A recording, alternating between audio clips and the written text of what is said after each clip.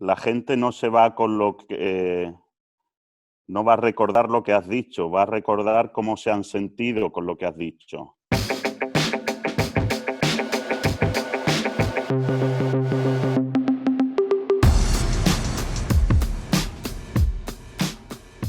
Claro, ya que estamos hablando del Fixum, esto fue el año 2018, ¿verdad? En Corea.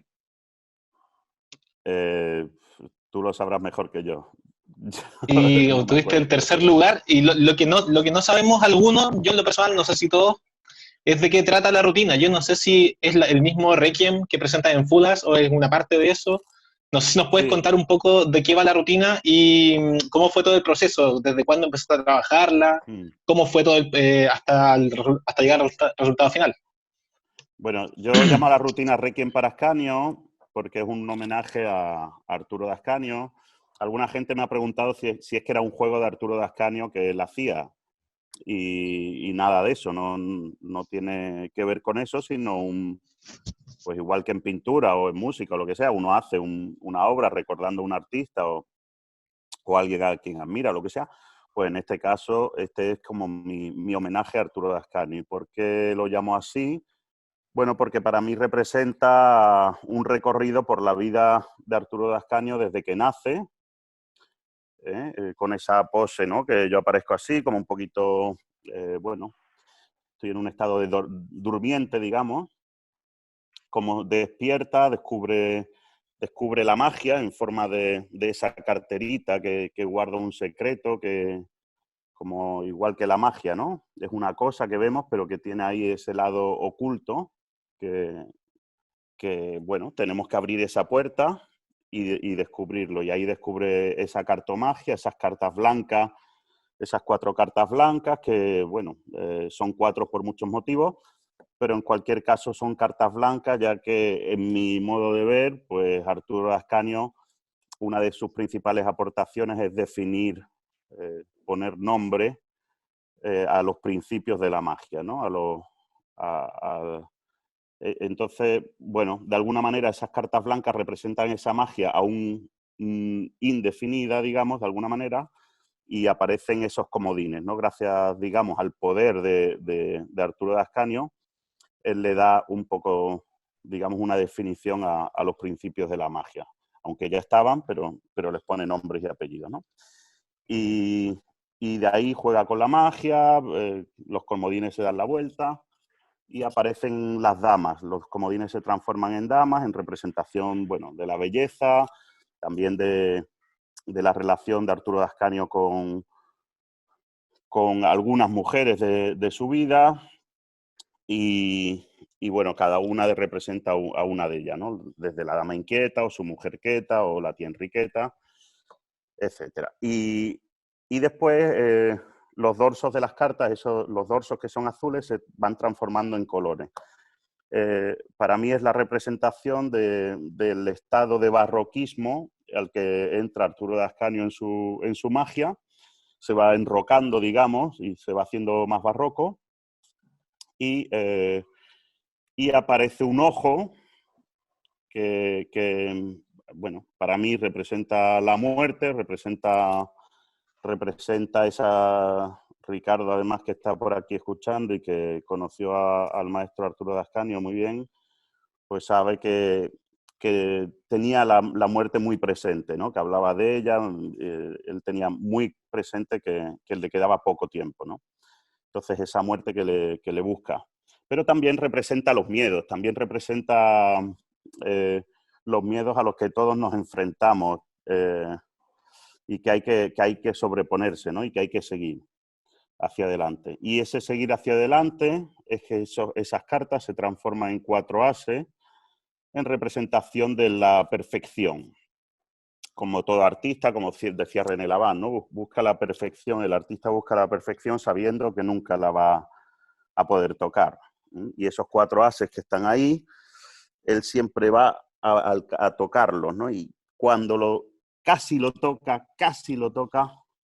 los ases se vuelven blancas, las 4 cartas se vuelven blancas de nuevo, se da cuenta de que ya no está, ya ha pasado al otro lado y deja esas cartas, esa magia, esas cartas blancas las deja en una carterita, ahí las coloca y las deja, las entrega, como diciendo, bueno, aquí cuidad esto que es maravilloso y que es precioso porque yo me voy. Y él se retira y se va. Eso es el guión interno de, digamos, la estructura simbólica de la rutina. Buenísimo. No lo conocía en detalle y qué bonito saber las referencias hacia Arturo. Y siguiendo la misma línea, yo creo que la pregunta que queda aquí perfecta y para que todos lo sepan y para que quienes no lo han estudiado lo hagan, que es cuál es la influencia en este caso de Ascanio en ti y por qué, porque me imagino que lo recomiendas, por qué deberíamos estudiarlo. Bueno, a ver, mi referencia de Ascanio, a mí me llegó unas fotocopias de un juego del agua y aceite por Culebreo cuando yo tenía, pues probablemente 16 años. Yo empecé en la magia como a los 11 aproximadamente y a eso de los 16 me llegó unas fotocopias muy malas además, que casi no se leía, de eso. Y a mí me dejó, yo recuerdo todavía esa noche descubriendo aquello, porque me dejó completamente fascinado. Me subyugó la manera que tenía de describir la magia. Y ahí me empezó a entrar ese gusanillo a través de sus textos era como que veía de una manera muy preclara lo que yo quería descubrir de la magia, ¿no? Esa cosa que tú dices, esto tiene algo, y Arturo de Ascanio te lo desvela. Y bueno, ahí ya me enganché con otros textos de Arturo y trabajé algunos de sus juegos. Y años más tarde, creo que en el año 92 o 93, lo conocí en Madrid. Y ya fue, bueno, brutal. No tengo palabras para describir lo que aprendía y lo que sentía con él cada vez que le escuchaba. Sí puedo decir, antes de ir a responder a la otra pregunta, porque lo recomiendo, sí tengo que decir que cuando yo iba a su casa, él me dijo, bueno, los jueves viene ya mucha gente a casa, mejor vente los martes. Y entonces yo iba los martes, de hecho yo cambié mi residencia, yo vivía en Sevilla, a unos 500 kilómetros de Madrid, y cambié mi residencia de Sevilla a Madrid para poder estar con Arturo de Ascanio los martes y también los lunes en las 6. Y así fue además como convencí a mi padre, porque yo era un estudiante terrible, malísimo. Y claro, mi padre tenía que costear aquello. Yo no tenía dinero para costear la vida en Madrid, que era muy cara. Y le dije, no, me quiero ir a Madrid. Y me decía que no. Y un día le digo, hombre, Arturo de Ascanio me ha dicho que podría ir los martes a su casa a aprender magia. Y al día siguiente, creo que fue, mi padre me dijo, ¿sabes qué? Que si me prometes que vas a casa de Arturo de Ascanio todos los martes, te ayudo, ¿no? a ir a Madrid. Y claro, pues yo encantado y fui y aprendí durante un año y pico, estuve yendo más a su casa. Y yo que tenía cuadernos de notas, ¿no? Donde anotaba todas las ideas que que iba aprendiendo. Recuerdo que había, a lo mejor en 6 meses en Sevilla, había rellenado, qué sé yo, 15 páginas del cuaderno de notas en 6 meses. Y recuerdo ir a casa de Arturo y el primer día ya había rellenado 15 páginas solo de lo que había aprendido ese día con Arturo de Ascanio. O sea, lo que aprendía era muchísimo más y muchísimo más rápido con Arturo de Ascanio y lo pude ver físicamente, que era brutal, era impresionante. Entonces, yo creo que esto también responde un poco a la segunda pregunta. ¿Por qué lo recomiendo? Bueno, primero, porque te va a ahorrar un montón de tiempo, porque se aprenden los principios fundamentales de la magia, o muchos de ellos al menos, porque escribe muy bien, porque es una gozada leerlo, porque te va a dar a entender una concepción mágica que tú puedes luego decidir ir por ahí o no. pero la explica tan bien y con tanto gusto que te va a dar la oportunidad también de crear tu propia concepción mágica, porque lo que hay ahí es el fundamento, y eso es inamovible, ¿eh? Entonces, yo practicaría sus juegos, leería la teoría, intentaría aplicar esa teoría a los juegos, aunque luego esos juegos no sirvan para hacer actuaciones, no sirvan para hacer shows, o da igual. Eso es igual que en música. En música hay muchas obras que son estudios, que no están hechas para que el público, para que llenar un teatro y que el teatro se caiga. No están hechas para eso, están hechas para estudiar, para aprender las bases, para aprender la Son lecciones de digitación. magia. Claro, y hay que aprender eso. Y tenemos que en magia entender que este tipo de estudios son necesarios en otras artes. También existen. Igual que un pintor o un escultor tiene que copiar y aprender las bases de una composición o cómo se compone, o en música. Creo que en magia, en los juegos de Arturo, tenemos que tomárnoslo cuanto menos como eso, como un estudio que cada juego te va a enseñar lo que es una acción en tránsito, lo que son las acciones de continuidad aparente, o lo que el manejo antigrávico, lo que sea, ¿no? Todo está ahí aplicado, y eso creo que es muy bueno en cualquier disciplina, sobre todo en las primeras fases de aprendizaje de una disciplina. Buenísimo. Mira, no sé si Hernaldo puedes levantar la mano para darte el audio y que hagas tu consulta que enviaste. No sé si estás por ahí. Hernaldo Miranda. ¿Aló? ¿Aló? Ahí sí, Hernaldo. ¿Sí se escucha? Hola Javi, gracias por darme la palabra. Mi pregunta va un poco a cómo darle originalidad y apropiarse de un clásico como es el hilo gitano, como se te vio en Fulas, y se nota que hay una gran apropiación de un juego que es clásico y que se ve mucho de la misma forma. ¿Cómo es tu proceso de llevar este juego como a ti, de darle tu sello? Vale. A ver, perdona que estaba escuchándote y al mismo tiempo iba a mandar aquí un enlace porque han pedido un enlace al vídeo de... Ya lo envié, Javi. ¿Lo has enviado? Sí, lo Bueno. dejé ahí unos comentarios más abajo. Vale, que no lo había visto. Vale. Bueno, el tema del hilo yo en aquella época afronté el hilo roto y recompuesto como, ¿cómo haría yo esto si fuera mago de verdad?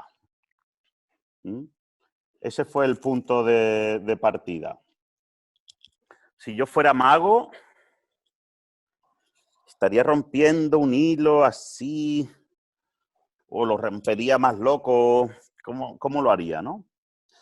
Entonces, también por aquel entonces que estaba estudiando, bueno, los claroscuros en el arte, sobre todo en el arte holandés, de la pintura, el tema de los contrastes, ¿no? ¿Cómo hacemos contrastes en magia? ¿Cómo es esta historia? Esto tendría yo 19 años, 18 años quizás, por ahí. Y entonces mi idea es que el juego clásico del hilo roto tiene como una carencia de contraste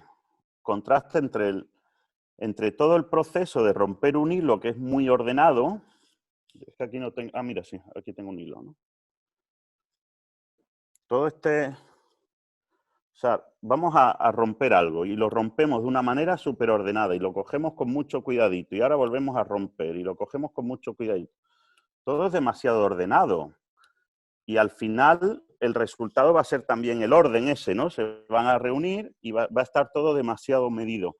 Y a mí me parecía que le faltaba un poco de contraste, que mejoraría si en la primera fase rompemos el hilo a lo loco, ¡bah! Los tiramos por toda la mesa. y ahora lo recogemos y todo queda en orden, ¿no? Me parece que la presentación también necesita un contraste entre la situación inicial de caos y la situación final de orden, no solo el juego en sí. Estaba estudiando ese tipo de cosas en aquel momento, que también me parecía que el triunfo de Vernon tenía esa cosa, ¿no? De todo el proceso de mezclar las cartas cara arriba y cara abajo es muy, muy perfecto, es una mezcla muy buena, se enseña todo, todo está muy ordenado. Entonces ese caos visual o conceptual casi, el caos de que las cartas estén cara arriba y cara abajo y al final en orden, se entiende conceptualmente, pero estéticamente o a nivel de presentación me parecía que carecía de ese contraste. ¿Mm? Y entonces lo intenté aplicar al hilo. Y tengo que decir que el resultado fue pésimo. No había manera aquello de conseguir romper el hilo teniendo una bolita oculta y que aquello quedara caótico. No me daba porque el método no me lo permitía. Entonces, lo que hice, y lo recomiendo a muchos, cuando uno, yo qué sé, empieza en esto de la magia, pero no tiene mucha experiencia, no ha actuado mucho, y quieres hacer un juego, pero quieres hacerlo tuyo ya, ¿no? Ya personal. No es que tengo una idea y te pones ahí y nunca lo haces, porque en realidad no sabes, no tienes ni concepción mágica, no, y entonces inventas ahí unas cosas que a veces son unos monstruos rarísimos. Entonces lo que yo hice fue parar un momento, decir, ¿por qué no hago la versión clásica, la que hemos visto, la que en aquel tiempo había visto a Juan Tamariz? ¿Por qué no hago esta durante un tiempo hasta que entienda de qué va el juego? Porque es que no podía cambiarle nada al juego si no entendía de qué iba el juego, ni el efecto que producía en el público. Entonces fue eso lo que hice. Digo, voy a coger la clásica y la estuve haciendo y la hice durante meses y meses y quizá 1 año o 2 años haciendo la versión clásica. Y ya poco a poco me dio eso como un relax, ¿no? De ya sé de qué va esto, ya sé de qué va esto.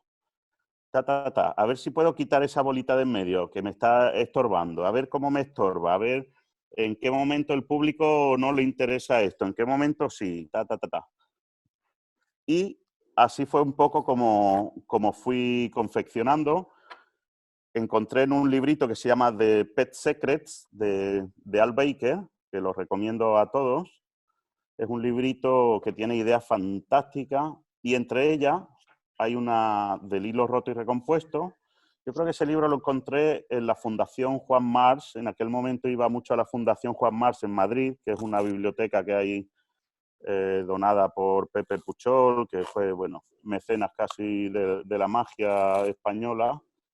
Y ahí encontré eso, ¿no? Y es que la bolita está apartada del, digamos, del manejo, que es un poco lo que viene en el libro de Kaplan también, pero es el origen de eso, donde la bolita incluso se deja en manos de los espectadores, oculta un poco por las manos del mago y por otros hilos, ¿no? Y bueno, así poquito a poco, añadiéndole detalles, hablando mucho con otros magos, haciéndoselo a otros magos. Recuerdo en aquel momento estaba Ricardo Rodríguez, que está aquí, que me dio algún detalle. Bueno, íbamos perfilando, ¿no? Pablo Zanata me dio algunas ideas, Juan Esteban Varela, que no está aquí, ¿no? Juan Esteban no se ha conectado, ¿no?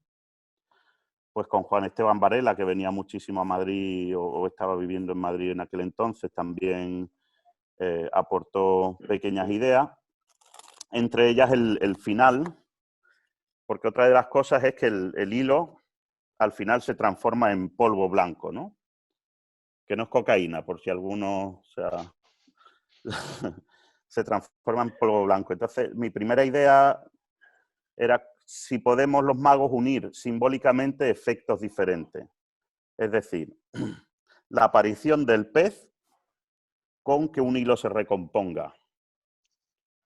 yo decía, bueno, simbólicamente, si el hilo roto y recompuesto es la resurrección, esto entronca con la idea de la vida, ¿no? De volver a la vida. Entonces, el juego del dibujo del pez que se transforma en un pez tiene algo que ver con el hilo roto y recompuesto, simbólicamente.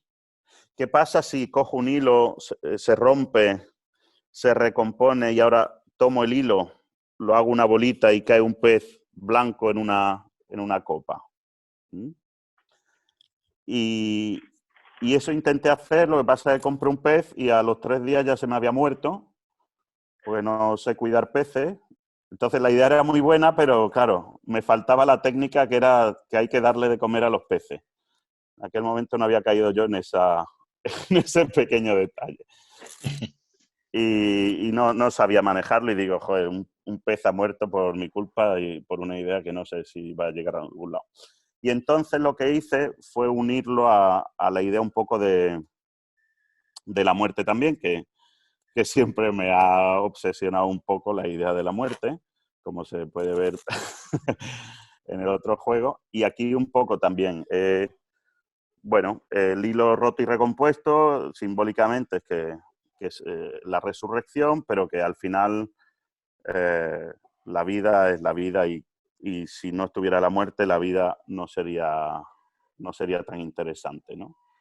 Entonces, de alguna manera, el hilo se convierte en polvo, como todos los seres vivos. Y esto que venía también de otro juego, una sinfonía que estaba componiendo, de la que es parte el homenaje, el Requiem, el homenaje a Arturo Ascanio, que es que la baraja se transformaba en polvo. Y tomé ese efecto y lo puse en el hilo. Y ya está, no os cuento más, es que puedo estar ahí para cada cosa, está media hora, 1 hora. Un poco de aburrido. Oye, por acá tenemos otra pregunta de una persona, Javier Serna. Le voy a abrir el audio para que te la pueda generar. Hola, Javier. Dame un segundito y... A ver, dame un segundito. Javier. Javier, ahí está. Ahí está, parece. Javier, ¿me escuchas? Javier Serna. Ya, parece que no. Javier Serna en la sala. Parece que no quiere. No. Vamos a ir con el otro que está ahí, Illanes. José Manuel, atento. Sí, voy. José Manuel por ahí está. ¡Oh, José Manuel! ¿Cómo ¡Qué estás? bueno! Tantos años. Mi piloto favorito. Oye, tengo una consulta. Hace muchos años los escuché a ti y a Gaby conversando a altas horas de la madrugada sobre La Dama Inquieta, sobre sus versiones y cómo han ido evolucionando desde, por ejemplo, Gaby, el uso de una carta trucada, a ir simplificándose a no tener una carta trucada y una extra, y tú le comentabas que tenías una versión que era sin carta extra, creo. Sí. ¿Nos podrías comentar un poco en qué va eso? Porque después creo haberte visto alguna vez en las jornadas muy temprano en la mañana o muy tarde en la noche, tipo 7 de la mañana tu versión, que era muy buena y no usaba carta trucada. Coméntanos eso, cómo es ese proceso de simplificar o de complicar, no lo sé, depende de lo que tú nos cuentes, un juego tan emblema de Arturo Ascanio. Bueno, qué bueno verte, por cierto. Y La Dama Inquieta es un juego de Arturo Ascanio que, como tú has dicho, es un emblema, pero es como, para mí es como una catedral gótica. Es un juego que, bueno, lo ves de fuera y dices, bueno, pues es una catedral, una iglesia grande, vale, está bien, es un maestro, lo que sea, pero que si lo miras con lupa, vas a descubrir que está lleno de detalles y que cada detalle tiene otro detalle y que cada detalle está perfilado, que cada cosa está en su sitio por un motivo, ¿no? Entonces, como decía antes, como juego me parece maravilloso en su construcción y toda la aplicación del manejo de la carta doble de Arturo Ascanio, ¿no? Ahí hay muchas cosas, de antigravide, la pinza de 3, etcétera, etcétera. Entonces, es un juego que nunca acaba. Es un juego, es como estas cosas que no es perfecto y es muy difícil hacerlo perfecto porque le puedes dar 20 millones de vueltas y 20 millones de vueltas y siempre encuentras algo y siempre se te va algo. Le metes algo y se te va otra cosa, porque está muy, muy bien construido, en mi opinión, o muy mal construido, no lo sé, pero la cuestión es que como le toques algo se te va otra cosa. Y es como tiene un punto de pasatiempo, yo qué sé, yo cuando me aburro me pongo con la dama inquieta. Voy en un tren y tal y no sé qué hacer, me pongo con la dama inquieta. Voy y así durante años y años y años. Y han pasado 25 años y sigo cada 4 o 5 días, a lo mejor que tengo un momento de aburrimiento, digo, vamos a ver qué podemos hacer con la dama inquieta. Entonces, en una de estas, claro, la dama inquieta tiene una carta extra que es con la que se maneja. El problema es que muchas veces esa carta extra está en el foco de la atención y bueno, en el caso del manejo de Arturo de Ascanio es muy bueno y etcétera, pero tiene para mí ese punto, digamos, flaco a nivel teórico, que es que la carta doble está en el foco de la atención. Claro que si la técnica es tan buena como la de Arturo, igual no lo ves, pero a mí me hacía, hablando también de lo de que me ponía nervioso, a mí me hace ponerme muy nervioso, porque no tengo prácticamente cobertura más que la técnica de la mano. Y si estoy sudoroso o estoy temblando, más nervioso me voy a poner. Y es terrible, ¿no? Entonces busqué la manera de que la carta que estuviera en primer plano no fuera nunca doble y que mejor que a que no fuera doble, cuando llegué a ese momento en que la carta ya no era doble, digo, entonces ya para qué necesito la carta extra si la carta no es doble ya en ningún momento. Y entonces quité la carta extra aplicando esta idea que Gea ha popularizado mucho en España de Celma de la pila, ¿no? De conseguir una carta, una moneda extra de una pila de monedas, ¿no? Y en este caso aplico eso. Voy cogiendo la carta doble de otro lado y voy añadiéndola y voy usándola. Y luego llegué a otra conclusión que se puede hacer con menos una carta. Es decir, el juego consta de 2 cartas boca abajo, pero en realidad hay una que no se tiene por qué mostrar en ningún momento si no quiere.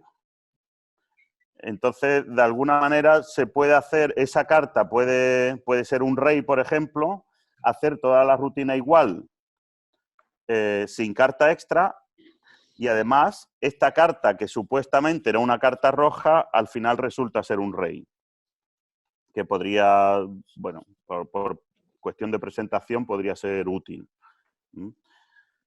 ¿Qué decir? Pues que es un pasatiempo la dama inquieta, es darle vueltas y vueltas. Ahora yo estoy muy contento con la última versión que tengo, que tiene un final que a mí me parece muy, muy interesante. Por acá yo tengo una duda una consulta que se estaba quedando un poquito atrás, que tiene que ver con qué elementos tienes en cuenta tú para seleccionar el juego inicial de un show y qué elementos tiene que tener ese juego inicial. ¿Quién pregunta eso? Vamos a ver. Dame un segundo, déjame buscar el nombre y te lo comento. A ver. No sé si la persona que está por ahí puede recordarme levantar la mano para no estar buscando acá en el grupo. Bernardo hizo esa pregunta, Pablo. ¿Cómo? Bernardo Sedlacek. Ahí está conectado. Le voy a dar el gran paso. Bernardo. Bernardo, bueno. ¿Escuchas por ahí? Bernardo. Estoy aquí, pero mi micrófono no está bueno. Alguien puede preguntar a Javi. Un abrazo. Bernardo, si puedes escribir la pregunta, por favor. que de todas formas ya se la hice a Bueno, Javi. mientras Bernardo va escribiendo la pregunta, quería deciros sobre la dama inquieta, que hace poquito tuve que presentarla en The Session, que es un festival de magia que hacen en Londres, y creé una nueva presentación de la dama inquieta, que ahora no la he podido hacer, primero porque hace mucho que no la hago, después porque la hice en inglés y estaba pensando en hacerla en español, pero me estaba haciendo un lío en la cabeza y digo, mira, hago el juego, la técnica y ya está, ¿no? Pero que una presentación muy bonita en la que hablo de Arturo de Ascanio y del juego de la dama inquieta. Digo que este juego mucha gente lo pasó por alto porque parecía un juego que sin interés para muchos, pero que sin embargo el juego era mucho más que un juego de magia. Era, ¿cómo digo en inglés? Era la lucha entre un hombre en contra de esta dama que representa a la magia. Como el hombre intenta dominar a la magia, pero la magia siempre se resiste. Y finalmente, cuando al final la dama se transforma en las cuatro cartas rojas, digo algo así como... Y ahí el hombre se da cuenta de que la magia es mucho más grande que cualquier ser humano, ¿no? Y creo que queda muy bonita esa presentación y a ver si el día que nos veamos, la hago. Yo tuve la suerte de ver esa presentación y sinceramente yo quedé... A mí me emocionó mucho tu acto completo, Javi. Y también voy a agarrarme de eso. Y acá Felipe Peñailillo pregunta y dice que él siente que tus juegos emocionan. ¿Qué tan importante es para ti incorporar esas emociones en tus juegos? Bueno, es toda, ¿no? No sé dónde leí ayer, cómo era. Que la gente no se va con lo que... no va a recordar lo que has dicho, va a recordar cómo se han sentido con lo que has dicho. Entonces, claro, no es lo que digas exactamente, es también cómo lo digas, cómo lo sientas, cómo nace, ¿no? Cómo lo hace. Para mí también es que la magia... Mira, para mí la magia, uno de los problemas que tiene es que hemos desarrollado mucho el truco o el puzzle.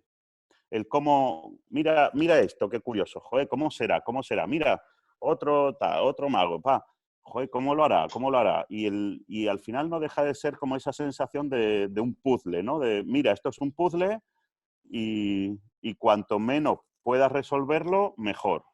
Cuanto más sencillo parezca y menos puedas resolverlo, mejor. Y eso está muy bien, la magia es fantástica y los puzzles a mí me encantan y son fantásticos. Pero yo siempre he creído que la magia puede dar más de sí, que la magia es un arte muy rico que puede tener muchos lenguajes y con el que se puede transmitir muchas cosas, más no solo que esto es un puzzle o que es un pasatiempo muy divertido y muy bonito. Y entonces un poco esa es mi lucha, encontrar la forma de decir algo más, que trascienda, que el espectador no pregunte cómo lo ha hecho, que el espectador ni siquiera diga wow, sino que el espectador se quede impregnado por varias vías, de manera que ya el cómo se hace deje casi de importar, porque se hace bien, lógicamente, no porque se haga mal y deje de importar, pero esa es mi lucha también, conseguir que trascienda. Y esa presentación que encontré, que Pablo, tú lo viste en The Session, para mí fue reveladora. O sea, después de 25 años dándole vueltas a la dama inquieta y ¡buah! Descubro esa presentación ahí. Digo, a ver cómo lo llevo yo esto, a ver cómo hago la dama inquieta para esta gente sin que se aburra, porque claro, en España, como la conocemos muy bien, es muy agradecido ver ese juego. Pero en Inglaterra, que les parece un pestiño, digo, a ver cómo lo vendo yo esto, ¿no?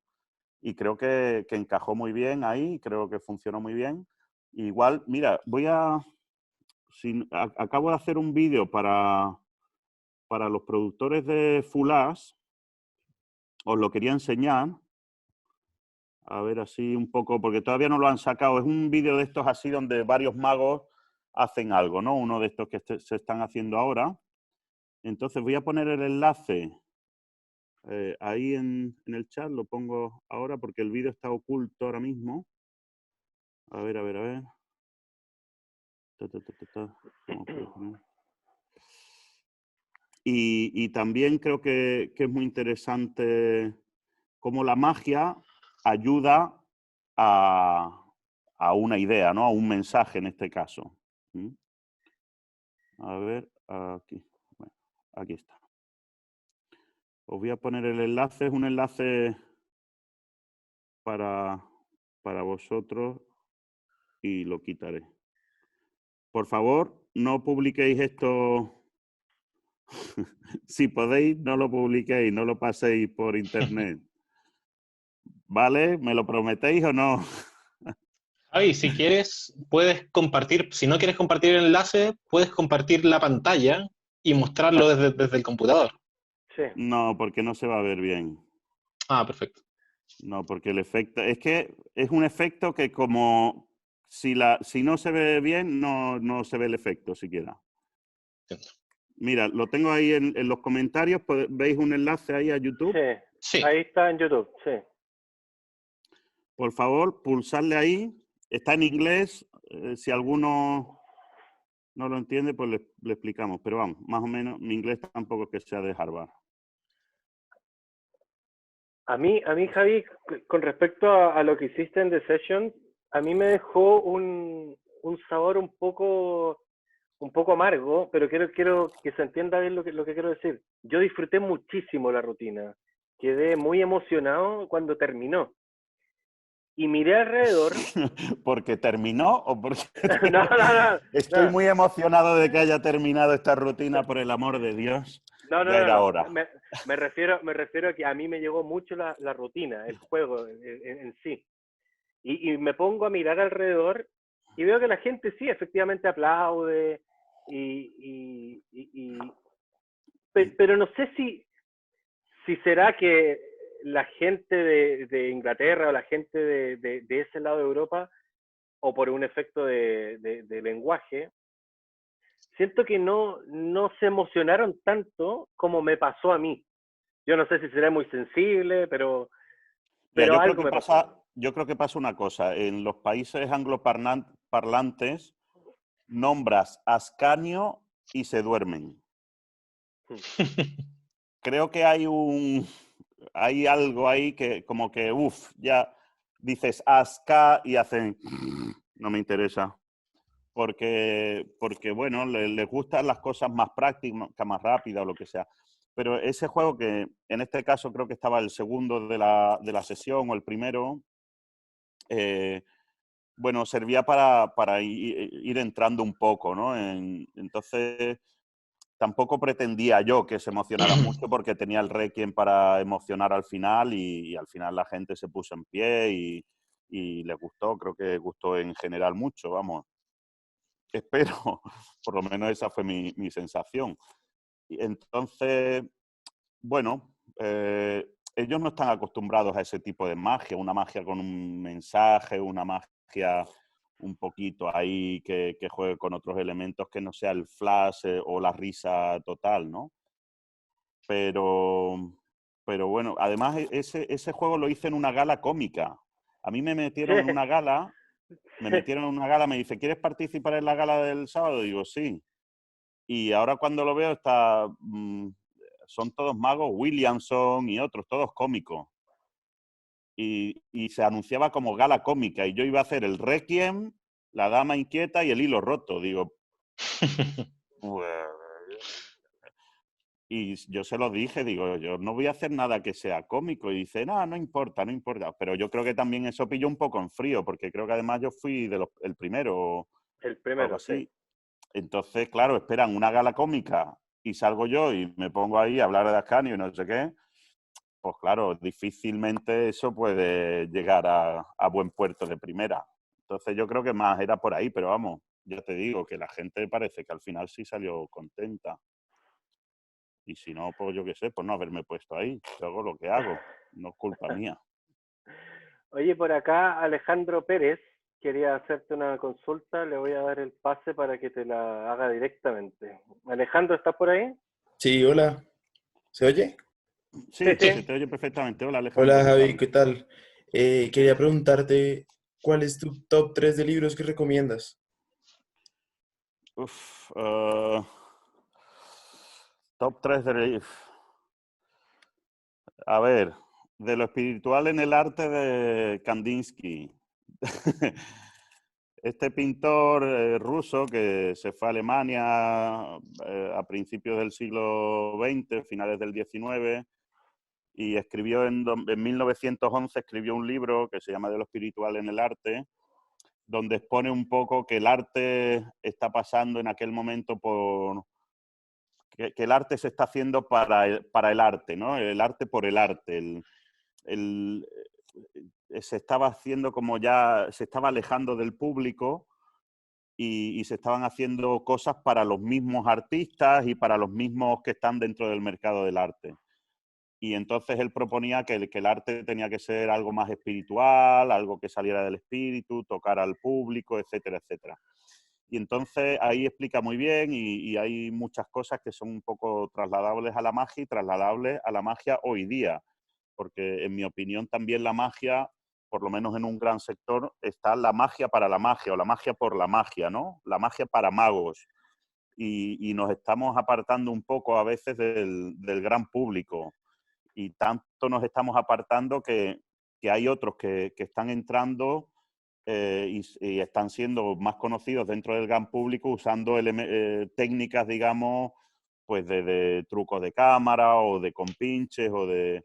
Porque creo que el mago nos hemos apartado del público y han venido otros que han dicho, pues yo voy a decir en mi programa que aquí no se usan trucos de cámara y los uso, ¿qué más da? Me importa muy poco, porque tampoco tengo a nadie que me diga lo contrario. Entonces, creo que es un libro muy actual para la magia, para que nos demos cuenta de que está muy bien hacer magia para nosotros, pero el problema es no darnos cuenta de que estamos haciendo magia para magos y la llevamos al público creyendo que el público la va a entender, pero el público no la entiende. Casos, por ejemplo, como el Free Fly, ¿no? Una rutina que se han hecho 20 millones de versiones, pero es que no se hace para que llegue al público, se hace para que el mago diga, ay, qué bien lo hace, o qué vueltita le has dado más bonita, uy, ahora aquí, pero está muy alejado de transmitir emoción, de hacer sentir algo al público. Joder, que es un puto milagro, que está pasando una moneda de aquí a aquí y lo estamos haciendo como el que vende churros, eso no puede ser. Eso no puede ser. Yo creo que ahí tenemos mucho que aprender de ese libro. Otro libro muy interesante, bueno, es que los clásicos son los clásicos, ¿no? Hofzinser es necesario, es que está, y el de Robert Houdin, el, el libro de Robert Houdin tiene todo, es que son imprescindibles, es que no hay, los de Arturo Dascanio, los de Tamariz, yo no podría decirte tres. La verdad es que me resulta demasiado poco ahora mismo tres libros de magia. El Spercar Technic me parece otro libro fundamental que hay que leerse de arriba abajo. Es brutal. El Hour Magic. No puedo dar tres. Imposible. Pero vamos, estos que he nombrado son básicamente así los que me vienen ahora mismo a la mente más importantes. Pero bueno. Javi, Mira, Sí, había una Javi, pregunta por ahí. Alguien dijo algo del primer juego y no le respondí. No sé, se quedó por ahí en el, el aire. Bernardo preguntaba que qué elementos tienes Sí. en cuenta para seleccionar el juego inicial de un show y qué elementos tiene que tener ese juego inicial. Bueno, no, es que ahí no puedo decir nada nuevo que no haya dicho Juan Tamariz o que no hayan dicho otros clásicos, que es algo que te defina, ¿no? Algo que te defina un poco tu estilo, que defina tu manera. Entonces, en realidad, desde mi punto de vista, da un poco igual el juego. Hay magos que hacen juegos más largos, magos que hacen juegos más cortos. El mismo René Laván empezaba con el juego de los 4 ases, ¿no? Que se da la vuelta, uno se pone abajo y sube, otro se pone arriba y baja y se da la vuelta. Y el juego era largo, era un juego largo porque lo repetía y ahora lo voy a repetir y ahora lo voy a repetir. Y sin embargo era una gran introducción, era una magnífica introducción para definir su estilo y quién era él, ¿no? En el caso de Juan, no, un juego muy rápido, los guantes, algo de comedia, algo que defina su estilo, pero que no pase de... Él siempre dice que no pase de 30 segundos, pero la última vez que lo vi creo que el juego le duraba 4 o 5 minutos, pero bueno.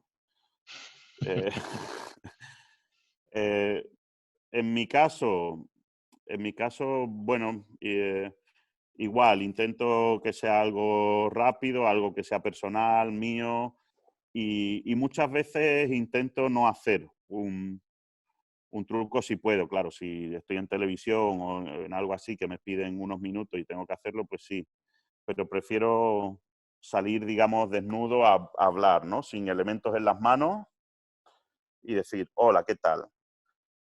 Y presentarme yo, sobre todo por lo que hablaba antes de los nervios. Yo si voy con una carta empalmada o la baraja que tiene no sé qué, o un hilo aquí que está pegado aquí y salgo así, yo me voy a poner muy nervioso. Yo necesito un juego que no requiera nada, que la baraja esté en el bolsillo o fuera y eso me hace a mí estar tranquilo, estar relajado y poder saludar a la gente como se merecen, diciéndole hola, con toda mi energía y con todas mis ganas, ¿no? Mira, por ahí, ojalá esté atento, hay un amigo tuyo que quiere hacerte una consulta. Felipe, ¿estás por ahí? El Felipe gran Guevara. Felipe. Hola Javi, Hola ¿cómo estás? Felipe, muy bien. Bueno, yo tengo la suerte de haber compartido largas jornadas con Javi ahí en el círculo, comiendo la alpargata ahí en Sevilla. Entonces Sí. me gustaría preguntarle muchas cosas, pero algunas ya se respondieron por ahí de la evolución. Me acuerdo cuando te vi ganar el premio Ascanio con una versión, una protoversión a lo mejor de la que presentaste en FISIM. Entonces, una pregunta era cómo había evolucionado, cómo es el trabajo de evolución de eso, y lo otro también por otros referentes más desconocidos a lo mejor para nosotros por acá en Chile, además de Ascanio, por ejemplo, Luis Trueba, que nos hablara un poco de eso. Vale, gracias. Bueno, en primer lugar, la evolución. Bueno, yo no me preocupo mucho de las evoluciones, la verdad, porque cada vez que me intento preocupar no consigo nada y me frustro mucho. O sea, es como, venga, ponte con esto y mejóralo. Pues yo qué sé, chico, no sé. Es que además la mayoría de las cosas que mejoran, en mi caso por lo menos, surgen en vivo, con el público. De pronto me doy cuenta de algo, de que tengo una oportunidad aquí de empalmar algo que antes no me había dado cuenta y me doy cuenta más en público que en ensayos en casa. En los ensayos no se me ocurren muchas cosas, la verdad. A menos que tenga mucha presión y tenga ahora que hacer algo dentro de 15 minutos y ahí mirando, ensayando y queriendo hacerlo perfecto, ahí se me ocurre algo, ¿no? Pero la mayoría de las veces en directo. Por eso creo que hay que actuar en directo todas las veces que sea posible y con quien sea, porque es la única manera de que mantengamos, digamos, engrasado la maquinaria, ¿no? Tanto mental como digital y corporal. Yo la evolución, la verdad es que, como te he dicho, como no me preocupo mucho, yo no la sé. Eso, pues los que vean vídeos de antes y de ahora podrán ver la evolución que he seguido. Yo no tengo ni puñetera idea de eso. Y en cuanto a Luis Trueba fue, bueno, yo empecé en la magia primero porque la veíamos en televisión, sobre todo por los programas de Juan Tamariz, pero también porque mi padre tenía unos compañeros de trabajo que eran magos. Había dos. De hecho, mi padre era jefe de esos dos magos. Uno era Paco Rodas y otro era Luis Hernández Trueba, el gran que llaman Paquito Rodas. Y a mí me gusta llamarlo Paco Rodas porque me parece muy grande como para decirle Paquito. Es Paco Rodas. Y entonces estos dos magos, pues digamos que me los presentó mi padre y les conocí, y sobre todo el que más afecto, el que más cercanía tuve fue con Luis Hernández Trueba. Luis Hernández Trueba es un mago que empezó muy tarde en la magia, como a los 40 y tantos años empezó en la magia, pero empezó en la magia en la época dorada de la magia madrileña, con la Escuela Mágica de Madrid, y se metió de lleno y se puso las pilas muy rápido. Y fue uno de los que inició lo que llaman la dramagia, ¿no? La magia teatralizada, donde hay un personaje, el mago se viste de un personaje y realiza el juego, digamos, representando a otra persona que no es un mago, o no él como mago. Y Luis Hernández Trueba, pues, como él tenía las manos regordetas y había empezado muy tarde en la magia, su técnica no era muy buena, pero él era muy ingenioso para hacer las cosas. Él se buscaba otra técnica para conseguir hacer las cosas. Y entonces muchas de sus técnicas son muy ingeniosas porque las puede hacer cualquiera, porque no requieren una habilidad técnica fantástica, pero sin embargo engañan mucho, ¿no? Como por ejemplo, últimamente se sigue hablando mucho de la roseta, que es una carta rota, convertirla en una moneda y poder manejarla como si fuera una moneda, poder empalmarla como si fuera una moneda, etcétera. Que eso lo podéis, bueno, lo cuento. A ver, es que no me quiero cargar una carta de aquí, pero bueno, venga, me la cargo. Entonces la roseta es esto. Tú rompes la carta así, en varios trozos, y ahora rompes por un ladito así y giras todo. Y entonces ya tienes 4 trozos de carta, pero que están unidos. Esto se puede empalmar al clásico, se puede empalmar a la italiana y se puede manejar como una sola pieza. Pues ideitas como esta que dice, pues qué bien, ¿no? Pues, joder, resuelven un montón de problemas. Otra de las técnicas que se usa mucho de Luis Hernández Trueba es para el agua y aceite, el colocar las cartas. ¿Cómo se llamaba este? No me acuerdo, pero se puede hacer con muchas cartas o con pocas, pero se enseñan las negras y las cartas rojas, ¿sí? Las negras y las rojas. Entonces vamos a poner las negras, ¿sí? Las negras por este lado, y las rojas por este lado. Si mezclamos las negras y las rojas, o sea, las negras mezcladas con las rojas, y sin hacer nada, ellas mismas se van a ir separando. Negra, negra, negra y negra, y las 4 rojas, pues aquí. Y esta técnica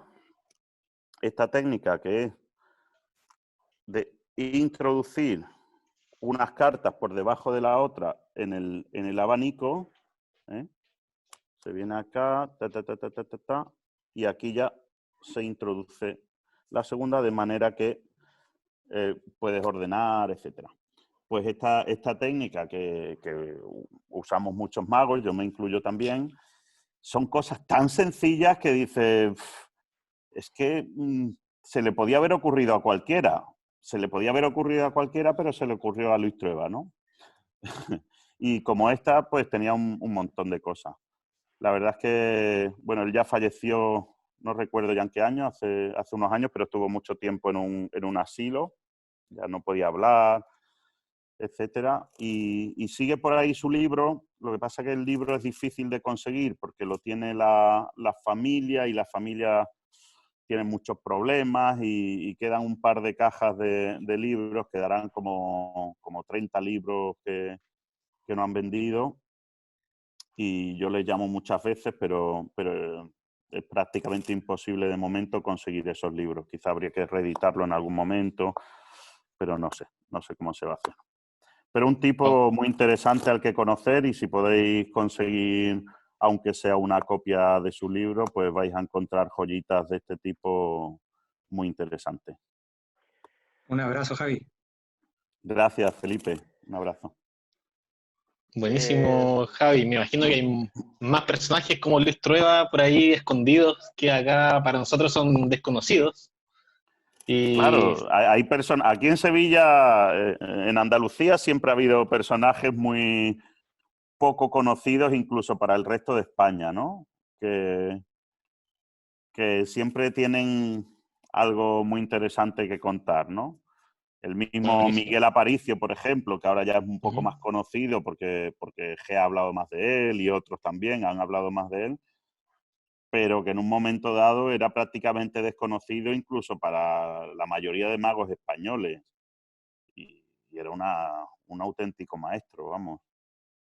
Tan maestro que todavía no se sabe muy poco de lo maestro que era. Maestros a los que hay que ponerle ojo y conocerlos y estudiarlos, obviamente, sobre todo si están cerca, es la idea. Claro, sin duda. Bueno, Javi, estamos llegando al final. Muchas gracias por aceptar la invitación. Todos acá me imagino que están felices por haberte escuchado, por haberte visto. Y me gustaría, bueno, obviamente toda la gente que está acá tiene interés en la magia, en aprender, en crecer. Y me gustaría que cerráramos con algunas palabras. ¿Qué les diría? ¿Algún consejo? ¿Algo en la cabeza para llevarnos? ¿Qué tenemos que hacer? No sé, lo que sea, lo que salga de tu corazón, lo agradeceremos. Bueno, nada, yo que no me hagáis caso a nada de lo que diga, que todo es verdad y que todo es mentira, que no Sin hay, duda. hay gente que habla como muy dogmática, y creo que los dogmas no existen, que la verdad no existe, que cada uno debe encontrar su propia verdad, su propio camino, y que lo que yo creo es que, primero, que lo mejor es que cada uno crea en sí mismo fuerte, que crea en su propio camino, que intente encontrar en la magia alguna manera de sentirse bien y de disfrutarla, que no se agobie demasiado con tanta profesionalismo ni tanto lío, y que la disfrute a nivel personal sin tener que quedar bien delante de otro. Y nada, que seguimos en el camino, que la disfrutamos, que la disfrutemos todos. Es que no puedo decir otra cosa, que me gustaría estar con vosotros tomando una cerveza ahora. Quedan deuda, ojalá verte por acá pronto. Sí. Oye, y del juego que he dejado ahí, que hemos dejado el enlace, no sé si lo habéis podido ver, porque ese juego, me explico un poco, me pasan una pelotita de papel de aluminio y tengo que hacer algo y entregarla a otro mago. Yo no sé ni quién me la da ni a quién se la doy, ¿no? Pero sí me parece muy interesante, primero, el efecto muy curioso, porque la bola se ralentiza en el tiempo, sin truco de cámara, claro. Y la cuestión es qué ponerle a ese efecto, ¿no? ¿Qué puedo decir con ese efecto?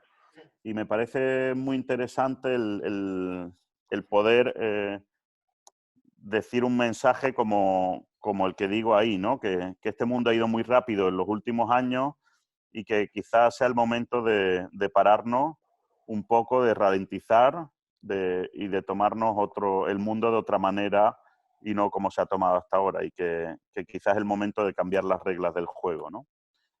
Y y creo que puede servir también un poco de inspiración, quizá, porque a lo mejor, bueno, será bueno o no el mensaje, da igual, pero de inspiración a que un truco, un simple truco,